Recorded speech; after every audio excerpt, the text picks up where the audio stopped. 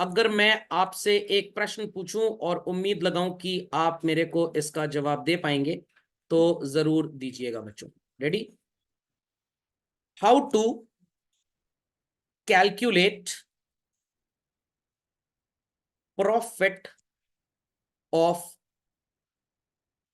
की जगह लिखेंगे out of an economic activity. कोई भी इकोनॉमिक एक्टिविटी आप कर रहे हैं अगर, और आपसे पूछा जाए कि भाई प्रॉफिट कैसे कैलकुलेट होगा, तो आप क्लास 5th में एक फॉर्मूला पढ़ते थे चिल्ड्रन। उस फॉर्मूले को आप इस्तेमाल करते हुए मेरे को जवाब दे सकते हैं। मैथ सबने पढ़ी हुई है। क्लास 5th में प्रॉफिट कैलकुलेट करने का एक फॉर्मूला सिखाया जाता था। प्रॉफिट कैलकुलेट होता था, फिर आप उसे gain percent and all that निकालते थे। Something minus something equals to profit. याद आया? क्या था फॉर्मूला, बताइए। Very good. It is selling price minus cost price equals to what children? Profit. तो भाई बड़ा ही सिंपल फॉर्मूला था, बट दुनिया चाहती है बच्चों को परेशान करना, इसलिए परेशान आपको होना पड़ रहा है। अब जब आप इकोनॉमिक्स पढ़ते हैं तो यहाँ पे सेलिंग प्राइस का मतलब क्या होता है, कॉस्ट प्राइस का मतलब क्या होता है, और प्रॉफिट के भी मल्टीपल मीनिंग्स होते हैं। समझने और सुनने के लिए तैयार हैं लोग चिल्ड्रन? चलिए, तो if we talk about cost price children, तो इकोनॉमिक्स में cost price is also called as total cost. Correct? और टोटल कॉस्ट कौन सी दो चीजों से गठबंधन करके बनती है children? Total fixed cost and total variable cost. Excellent जवाब सबका, बहुत बढ़िया, उम्दा जवाब एकदम। और अगर टोटल फिक्स्ड कॉस्ट को बच्चों मैं डिवाइड कर दूं क्वांटिटी ऑफ आउटपुट से, तो जवाब में क्या आएगा हमारे पास? Average fixed cost. और वैसे ही अगर हम अपनी टोटल वेरिएबल कॉस्ट को क्वांटिटी से डिवाइड कर दें तो क्या आएगा? Average variable cost. और इन दोनों को बच्चों अगर ऐड कर लिया जाए तो what is your answer? Average cost. इतनी कहानी सबको समझ में आ गई? और अगर आपसे बोलूं कि भाई व्हाट इज एवरेज कॉस्ट, तो आप मेरे को एक बहुत बढ़िया जवाब देंगे, sir average cost is the per unit cost of output produced और making available for sale in the market. तो एक यूनिट कितने रुपए में बनती है, that is known as average cost. यहां तक की कहानी सबको समझ में आ गई? बट अगर प्रॉफिट निकालना है बच्चों, तो आपको कॉस्ट प्राइस को किसके साथ कनेक्ट करना पड़ेगा? Selling price. तो सेलिंग प्राइस क्या होता है इकोनॉमिक्स में? अब सेलिंग प्राइस के लिए जो वर्ड यूज हो रहा है, that is what children? Revenue. तो इकोनॉमिक्स में आपको इसीलिए ये दो थ्योरीज पढ़ाई जाती हैं। One is called as theory of cost children, other is called as theory of revenue. तो जैसे आपने क्लासिफिकेशन पढ़ा कॉस्ट का children, you studied what is called as total cost, you studied what is called as average cost. Similarly जैसे total cost पढ़ा था बच्चों, वैसे ही आपको पढ़ना पड़ेगा concept of what? Total revenue. Sir इसको इतना छोटा मत लिखिए, इसकी हैसियत भी थोड़ी अच्छी है। बिल्कुल अच्छी है भाई। और टोटल रेवेन्यू का एक छोटा सा मैं एग्जांपल आपको देना चाहूंगा। 100 ग्लास नींबू पानी आपने अपने ठेले पे बेचा, कितना? 100 ग्लास। और एक ग्लास 6 रुपए में बिका है, कितने पैसे आए आपके पास? 6,600 रुपीज। समझ में आ गया? तो 100 ग्लास नींबू पानी और एक ग्लास 6 रुपए में बिका, कितना मिला आपको? 600। That is known as total revenue. इसी क्वेश्चन को उल्टा कर देता हूं। 600 रुपीज जनरेट किया 100 ग्लास बेचकर, तो एक ग्लास कितने में बिका? 6 rupee. This is called as children what? Average revenue. खोपड़े में बात गई चिल्ड्रन? तो total revenue is quoted as PR बच्चों, whereas average revenue is quoted as AR।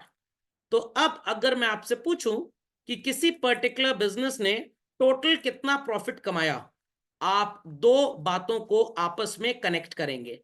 And वो दो बातें कौन सी होंगी चिल्ड्रन? दो बातें कौन सी होंगी? One is total cost and दूसरी बात होगी children titled as total revenue. तो टोटल कितने रुपए में सामान आपने बेचा? से 1000। टोटल वो बना कितने में था? से 800। तो 800 की चीज अगर आप 1000 में बेच रहे हैं बच्चों, how much did you earn? 200 rupees. अब एक बार फिर से मैं आपसे कुछ पूछना चाह रहा हूं, 800 रुपए की चीज अगर आपने 800 में बेच दी, क्या आप बोल सकते हैं आपने कुछ नहीं कमाया? कमाया। Normal profit. Excellent answer. इसका मतलब लोगों ने पढ़ाई लिखाई चालू कर दी है। ग्रेट। तो अगर आपका total cost minus total revenue हो जाए बच्चों, तो आपका आंसर क्या आएगा? प्रॉफिट। Is that clear? और अगर मैं आपको बोलूं दैट योर टोटल कॉस्ट और total revenue is exactly same बच्चों, तो इस प्रॉफिट को क्या नाम देंगे आप? नॉर्मल प्रॉफिट बोल देंगे। इतनी बात सबको समझ में आ गई? चलो एक जवाब फिर से दीजिए मेरे को। 100 रुपए की कमोडिटी है और आप इसको बेच रहे हैं 120 रुपए में। आई रिपीट चिल्ड्रन, 100 रुपीज की कमोडिटी अगर 100 में ही बिक गई, अगर 100 में ही बिक गई तो कौन सा प्रॉफिट कमाया? Normal profit. और 100 की कमोडिटी को अगर 120 में बेचा तो कुछ नहीं कमाया। 20 रुपए का तो सुपर नॉर्मल या अब नॉर्मल प्रॉफिट। पागलपंती प्रॉफिट मत बोलिएगा, अब नॉर्मल है सर, पगला गया है। और जो कॉस्ट के अंदर छुपा हुआ है दैट इज व्हाट? नॉर्मल। तो आपने जो बदमाशी घर में की उसके लिए 4 कंटाप डिजर्व करते हैं आप। मम्मी ने 5 कंटाप मार दी। अब मम्मी कहेंगे ये क्या की? एक एक्स्ट्रा रख लो, अगली बार के लिए पहले से क्रेडिट हो चुका है। अगली बार गलती पे अगर 3 कंटाप मारनी 2 ही मारेंगे बस, एक ओल्ड बैलेंस कैरी फॉरवर्ड हो जाएगा। तो मम्मी के थप्पड़ में प्यार भी छुपा है, सीख भी छुपी है।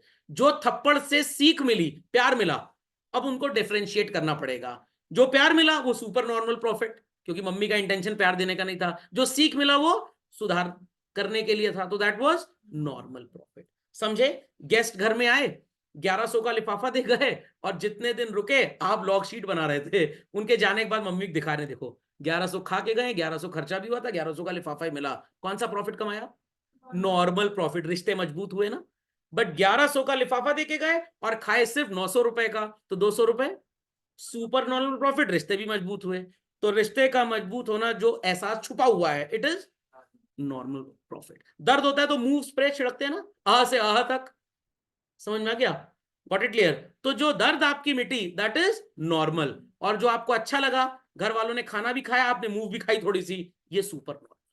तो जो नजर आता है रेवेन्यू और कॉस्ट का डिफरेंस बच्चों, आप इसे कौन सा प्रॉफिट बोलते हैं? Super normal. बट जो नजर नहीं आता बच्चों, that is which profit always बच्चों? Normal profit. खोपड़े में बात गई या नहीं गई? क्योंकि आप माइक्रो इकोनॉमिक्स पढ़ रहे हैं बच्चों, तो माइक्रो ऑर्गेनिजम्स के ऊपर भी ध्यान देना है। एक यूनिट कितने में बन रही है? The cost is what?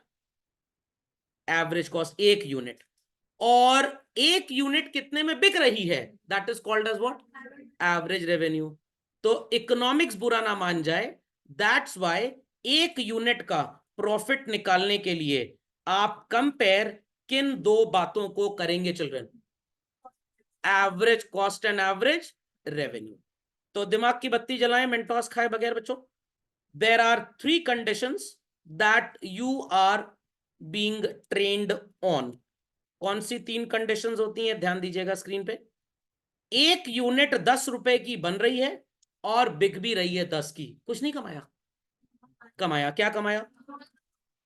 Normal profit. Any doubts? Many doubts children? पक्का? कंफर्म? क्लियर? चलिए चलते हैं आगे। चल रहे हैं, एक यूनिट बन रही है 7 रुपीज की और आप सेल कर रहे हैं 10 रुपीज में। Your revenue is more and so called cost is less. कौन सा प्रॉफिट कमाया children? Very good, it is called as super normal profit. और इसको एक नाम और भी देते हैं, क्या देते हैं हम लोग? अब नॉर्मल प्रॉफिट। मंदा था धंधा, थोड़ा सा ठंडा था, चौपट थी दुकानदारी ठंड की वजह से। Cost is more children, but आप कमा नहीं पाए उतना। क्या होगा चिल्ड्रन? लॉस होगा। क्या कोई भी बिजनेसमैन बच्चों लॉस में बिजनेस करना चाहेगा? नो। तो अब लोगों को यह बात समझ में आ गई होगी कि अगर प्रॉफिट डिटरमिन करना है गणित में, मैथ्स की क्लास में, तो फॉर्मूला क्या था? Selling price minus cost price. समझ में आ गया? बट जब आप इकोनॉमिक्स के स्टूडेंट बन जाते हैं तो कॉस्ट प्राइस की स्टोरी बहुत एक्सपैंड कर जाती है। और सेलिंग प्राइस की स्टोरी भी बहुत एक्सपैंड कर गई। तो cost price is total cost and average cost, selling price is total revenue and average. Total profit निकालना है तो कंपेयर कौन सी दो बातों को करेंगे बच्चों हम लोग? Total revenue and total cost. और अगर एक यूनिट का प्रॉफिट निकालना है तो कंपेयर किसको करेंगे? Average cost with average revenue. Any doubts, many doubts on this children? समझ में आ गया? समझ में आ गया बच्चों? चलिए, तो कॉम्पोजिशन तैयार कर लीजिए, सब लोग इसे झटपट लिख लें। कोई क्वेरी तो नहीं है किसी की खास भाई? Everybody understood the phenomenal structure? पक्का? कंफर्म? और अगर मैं आपसे बोलूं टोटल यूटिलिटी के चेंज को आप क्या बोलते थे? चेंज इन टोटल यूटिलिटी क्या बोला जाता था बच्चों? Marginal utility. Very good. Change in total product क्या बोला जाता था? Marginal product. बच्चों चेंज इन टोटल कॉस्ट क्या बोला जाता था? Marginal cost. और चेंज इन टोटल रेवेन्यू का जिक्र करें अगर तो क्या बोला जाएगा? तो सर इसको भी पढ़ना है हमको? बिल्कुल पढ़ना है। अभी नहीं पढ़ना, कुछ समय के बाद पढ़ना है। सर क्यों पढ़ना है? Profit is earned how much, ये तो एवरेज रेवेन्यू एवरेज कॉस्ट बता देगा। I have a factory producing cars, मेरे प्लांट की कैपेसिटी 8-8 घंटे की 3 शिफ्ट अगर चले, 24 आवर्स चल रहे हैं, I can produce 5000 cars. But market में डिमांड डेली सिर्फ 3000 गाड़ियों की है। क्या हमें टॉमी और मोती ने काटा है कि हम 5000 गाड़ी बनाए? हम हार्डली 16 घंटे की 2 शिफ्ट लगाएंगे और लगभग 3000 गाड़ी ही बनाएंगे। बिकॉज अगर ज्यादा प्रोड्यूस कर दिया और वो मार्केट में नहीं बिका तो हमें उसे सेल करने के लिए प्राइस कम करना पड़ेगा। आप थोड़े नए जमाने के बच्चे, मैं पुराने जमाने की एक बात करूंगा। टाटा की एक गाड़ी आती थी, टाटा नैनो, थी तो अच्छी गाड़ी बट बेइज्जती बहुत हो गई उस गाड़ी की, चीप मार्केटिंग की वजह से। चीप चीप चीप बोल के सही में चीप हो गई। किसी बच्चे को दिन में 10 बार उसके पापा मम्मी गधा बोले, शाम तक ढेंचू ढेंचू करने लग जाएगा। वो समझ में आ गया? वो समझ जाएगा भी गधा ही बोलने तो मैं गधा ही बन जाता हूं। इज दैट क्लियर और नॉट? तो कंपनी की सेल उतनी होती नहीं थी, कभी महीने में 4 दिन प्लांट बंद कर दिया। और सर एम्प्लॉइज उनको कहते घर बैठो आराम से, उस दिन की तनख्वाह पहले तो मिलती थी बाद में नहीं मिलती थी। तो कंपनीज उतना ही प्रोड्यूस करेंगी जितने प्रोडक्शन में उनकी कॉस्ट जो खर्च हो रही है वो एटलीस्ट रेवेन्यू से प्रॉफिटेबल होनी चाहिए। Is that clear? तो अगर मेरे हाथ में ये एक पेंसिल है चिल्ड्रन, इसको प्रोड्यूस करने में 10 रुपए लगते हैं और ये 12 में बिकती है, I will produce and sell और आई वोंट? I will. एक और पेंसिल प्रोड्यूस की, 9 रुपए लगे इसके प्रोडक्शन में, कितने लगे? 9, और ये भी 12 रुपए में बिक गई, I should produce this one also. और इसकी तो किस्मत ही काली थी काले पेन की, प्रोड्यूस करने में 6 रुपए लग गए बट ये दलिद्र 3 रुपए से ऊपर में बिक नहीं रहा है। क्या इसे बेचेंगे? एक बार तो गलती हो गई है, प्रोड्यूस कर चुके हैं, इसको तो बेच देते हैं बट अगली बार अब इसे प्रोड्यूस नहीं करेंगे। तो हमने अगर थोड़ा सा आपको टीपीपी एमपीपी पढ़ाया था तो स्टार्टिंग में प्रोडक्शन तेजी से बढ़ रहा था, इंक्रीजिंग रिटर्न्स, बाद में हौले हौले धीरे धीरे बढ़ने लग गया, इट वाज डिमिनिशिंग रिटर्न्स। तो इंक्रीजिंग रिटर्न्स में बहुत प्रॉफिट होता है, सुपर नॉर्मल। डिमिनिशिंग रिटर्न में प्रॉफिट होगा बट थोड़ा कम होगा, माइंड द वर्ड्स, प्रॉफिट होगा बट थोड़ा कम होगा। करेगा बिजनेसमैन बिजनेस कि नहीं करेगा? करेगा। और अगर बिजनेसमैन को प्रोड्यूस और सेल करने में लॉस हो रहा है वो क्या कहेगा? मैं भंडारा खा लूंगा जाके मंदिर में, ये काम तो नहीं करूंगा because it is making me suffer loss. तो ये रिश्ता क्यों पढ़ना है? ये रिश्ता आपको पढ़ना है to decide how much to produce. ये जब मैं आपको पढ़ाऊंगा बच्चों, what is called as concept of producers equilibrium, जहां पे हम आपको ये बताएंगे कि कोई भी एंटरप्रेन्योर, कोई भी प्रोड्यूसर, कोई भी फैक्ट्री वाला कब तक प्रोड्यूस करेगा? वो तब तक प्रोड्यूस करेगा जब तक किसी भी कमोडिटी को प्रोड्यूस करने की कॉस्ट कम है और उससे आने वाला रेवेन्यू ज्यादा है। हर कमोडिटी को प्रोड्यूस करने में जो एक्स्ट्रा कॉस्ट लगे वो कम से कम उतना रेवेन्यू तो देकर जाए। तो if I am producing this pencil at 9 rupee, I expect कि कम से कम कितना मेरे को इससे रेवेन्यू मिले? 9। कम से कम नॉर्मल प्रॉफिट तो हो, ज्यादा मिले तो भाई बल्ले बल्ले है, फिर तो डांस करेंगे। ये एक और पेंसिल प्रोड्यूस करी, ये 7 रुपए में प्रोड्यूस हो गई, कम से कम कितना मिले? So I should be interested in producing this children 7 rupee. समझ में आया? तो कभी कभी आप सोचते होंगे शॉप पे गए पापा मम्मी के साथ, उन्होंने नेगोशिएट किया, शॉपकीपर ने सामान बेच दिया।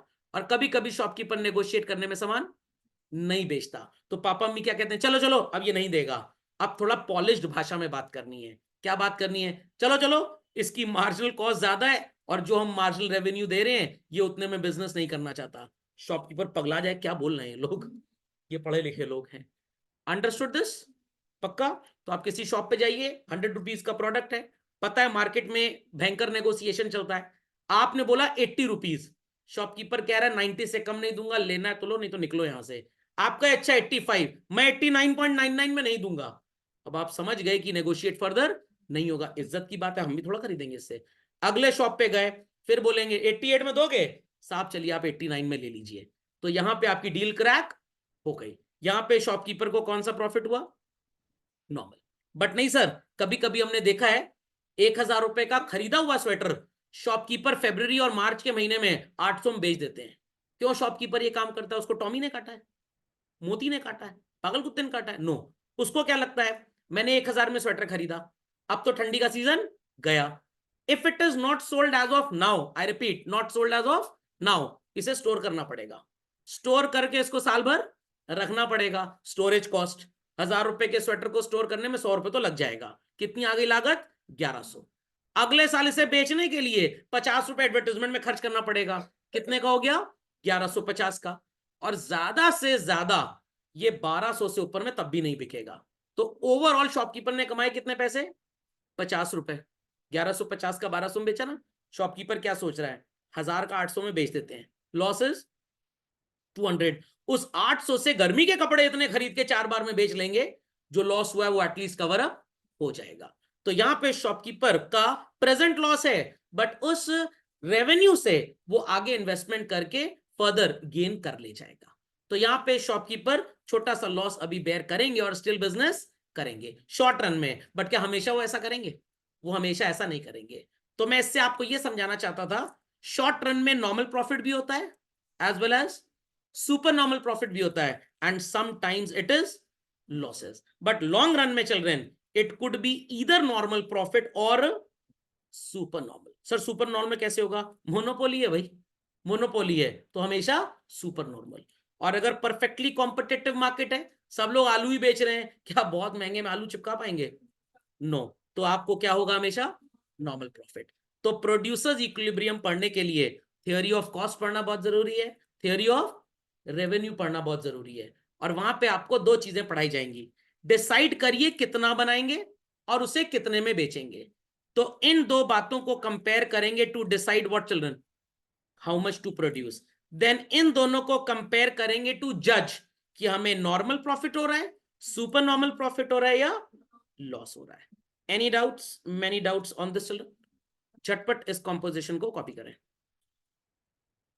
आई होप सो जो लास्ट हमने थ्योरी ऑफ कॉस्ट पढ़ा था वो समझ में आ गया, जो आप थ्योरी ऑफ रेवेन्यू पढ़ने जा रहे हैं क्यों पढ़ने भी समझ में आ गया।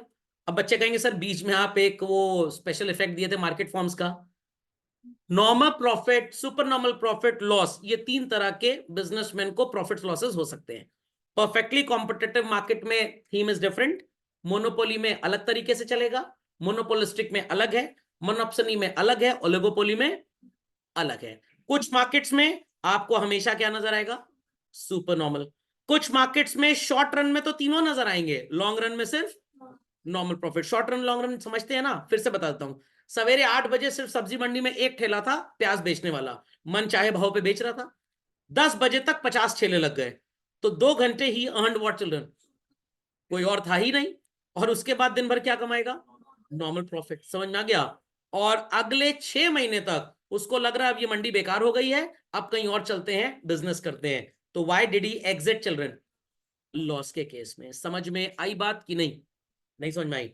तो रिलायंस वालों ने जियो की लॉन्चिंग के पहले साल खूब पैसा कमाया, क्योंकि एयरटेल अपना प्राइस कम कर नहीं रहा था और उनको ढेर सारे कस्टमर्स मिलते गए। What they were getting children, super normal profit. उसके बाद जब एयरटेल भी कॉम्पिटिटिव प्राइसिंग 399 पे उतर आया, वोडाफोन आइडिया भी उतर आए, तो सबके प्रॉफिट्स नॉर्मल हो गए।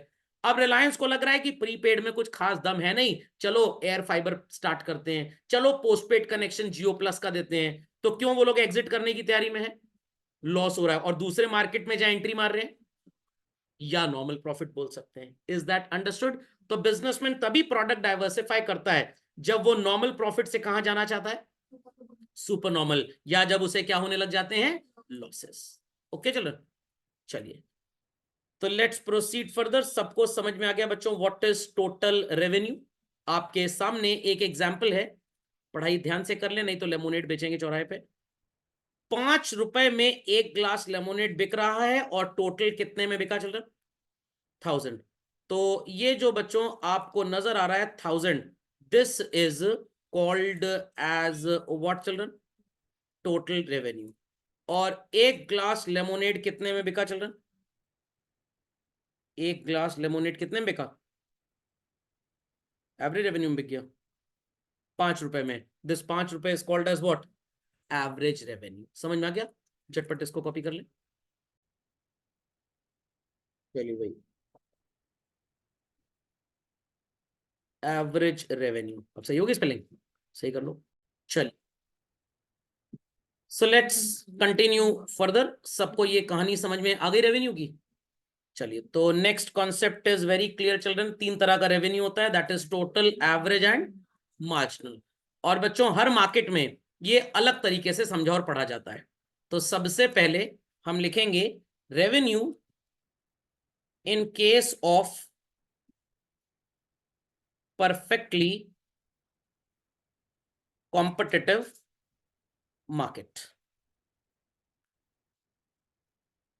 तो लेट्स स्टार्ट। एक शेड्यूल बनाएंगे सब लोग। सबसे पहले आउटपुट, जिसे आप क्वांटिटी बोलेंगे, at what price we are selling it, total कितने में बिका, and marginal revenue. Previous class revenue की सबको, सॉरी रेवेन्यू कह रहा हूं, मार्केट फॉर्म्स की याद होगी। एक टेक्स्ट आपको पढ़ाया गया था, AR इक्वल्स टू MR, याद आया? इंटरसेक्टिंग डिमांड एंड सप्लाई, ढेर सारे स्लोप्स बनाए गए थे।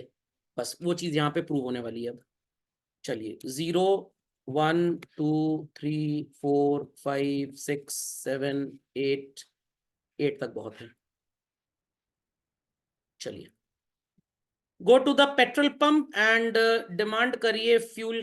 तो वो आपसे कहेगा भाई 8 रुपीज लीटर है, जितना कहिए उतना आपके व्हीकल में पोर कर दें।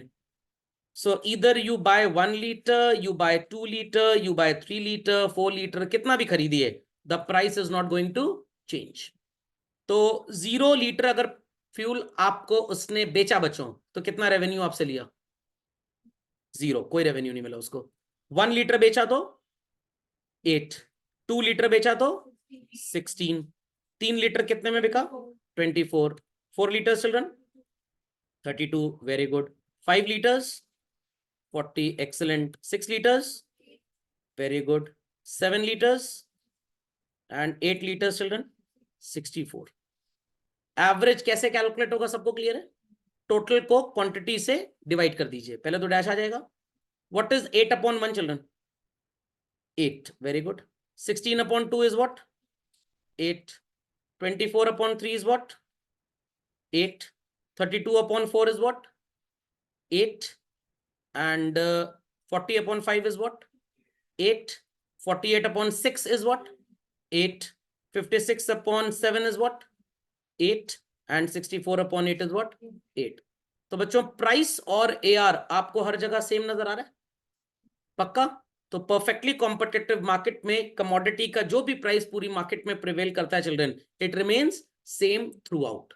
तो प्राइस और AR परफेक्टली कॉम्पिटिटिव मार्केट में एग्जैक्टली एक ही चीज है। आगे चले बच्चों, आगे चला जाए। चलिए 0 और 8, पहले दो TR कंपेयर करिए और बताइए क्या डिफरेंस आ रहा है चिल्ड्रन? 8, very good. 8 और 16 का डिफरेंस क्या है? 8, 16 and 24, 8, 24 and 32, 8, 32 and 40, 8, 40 and 48, 8, 48 and 56, 8, 56 and 64 is also 8। तो यहां पे बच्चों वो बात प्रूव हो गई, AR equals to MR equals to P भी हो गया। और ये सब सामान बिक रहा है तो कस्टमर की डिमांड है तभी बिक रहा है। तो price of the product demanded is ₹8, AR is also 8 and MR is also 8। इसीलिए मैंने जब आपको लास्ट सो कॉल्ड पढ़ाया था मार्केट फॉर्म्स, उसमें शेप ऑफ डिमांड कर्व में AR इक्वल्स टू MR लिखा था। वो ऐसे डिराइव होता है। समझ में आ गया? तो फिक्स प्राइस शॉप पे 1 यूनिट लीजिए, 100 यूनिट लीजिए, the price is always same, price में कोई चेंज कभी नहीं आएगा। समझ गए बात को? चलो चलिए, तो परफेक्टली कॉम्पिटिटिव मार्केट आपने पढ़ लिया। देयर आफ्टर ऐसे ही आपको मोनोपोली पढ़ाया जाएगा, ऐसे ही मोनोपोलिस्टिक और ऐसे ही ओलिगोपोली, कि वहां पे रेवेन्यू का बिहेवियर क्या होता है। तो जो पॉइंट हमने मार्केट फॉर्म में छोड़ा था ना, शेप ऑफ डिमांड कर्व, वो यहां से कवर हो जाएगा।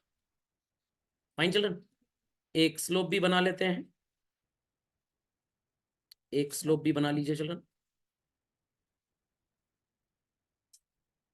एक्स एक्सिस पे रखेंगे व्हाट इज कॉल्ड एज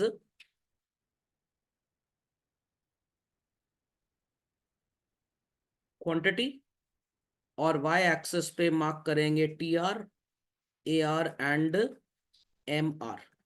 ठीक चलो, तो 1 से लेकर 8 तक 1 सेंटीमीटर का गैप,